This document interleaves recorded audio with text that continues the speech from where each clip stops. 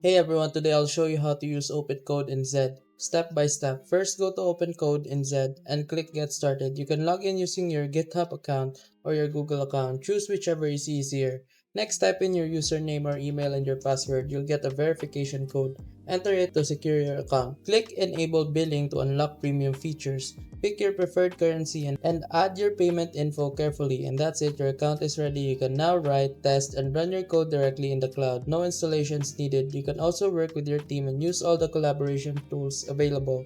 That's all for today. If you found this helpful, hit like and subscribe for more quick guides. And remember, if this video helped you fix something or saved you from wasting money, here's an easy way to support the channel.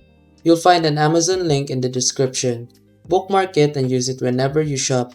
Whether you're buying tech or everyday essentials, a small portion of what you already spend helps support the work here at no extra cost to you. And trust me, Amazon won't even notice. If you want to support directly, you can also buy me a coffee or check out the phone accessory store link below. Totally optional. That's it. Thanks for the support. Stay sharp and I'll see you in the next video.